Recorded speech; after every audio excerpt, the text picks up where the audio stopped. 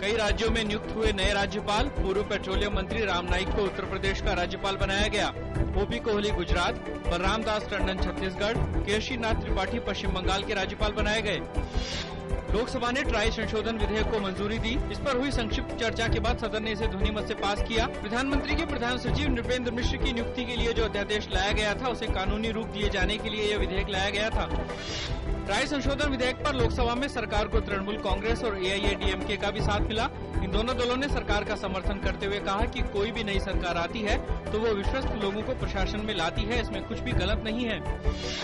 बसपा ने भी इस विधेयक पर NDA सरकार का समर्थन किया। बसपा प्रमुख मायावती ने कहा कि उनकी पार्टी को इस विधेयक में संशोधन का विरोध करने का कोई कारण नजर नहीं आता। ट्राई संशोधन विधेयक पर कांग्रेस नेता राजीव शुक्ला ने कहा कि अध्यादेश लाने के तरीके पर पार्टी ने विरोध जताया था। जनता दल यूनाइटेड के नेता KC त्यागी ने कहा कि उनकी पार्टी ट्राई संशोधन विधेयक पर राज्यसभा में सरकार का विरोध करेगी।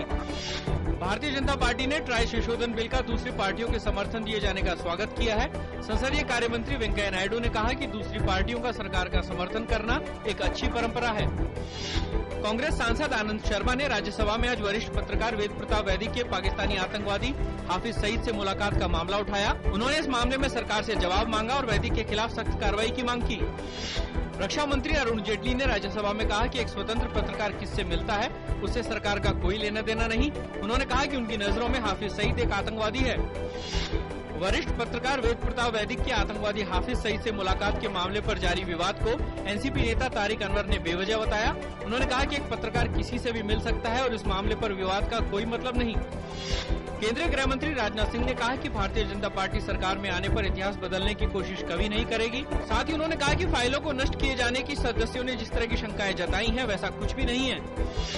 सरकार ने कृष्णा गोदावरी बेसिन में कम उत्पादन के लिए रिलायंस पर $58 करोड़ का अतिरिक्त जुर्माना लगाया है। सरकार ने रिलायंस पर अब तक कुल $237 करोड़ का जुर्माना लगाया है।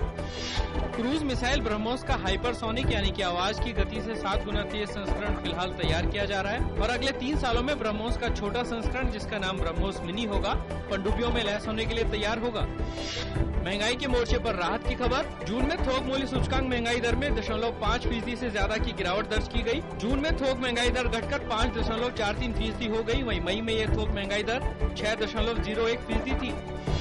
महाराष्ट्र के पूर्व मुख्यमंत्री अशोक चौहान ने पेड न्यूज मामले में नोटिस दिए जाने के मामले में खुद को बेकसूर बताया है। उन्होंने कहा कि वह खुद चुनाव आयोग के सामने पेश होना चाहते हैं। RJD प्रमुख लालू प्रसाद यादव आज चारा घोटाला मामले में रांची की CBI अदालत में पेश हुए। लालू यादव चारा घोटाले के 2 मामलों में कल CBI की एक अन्य अदालत में पेश होंगे।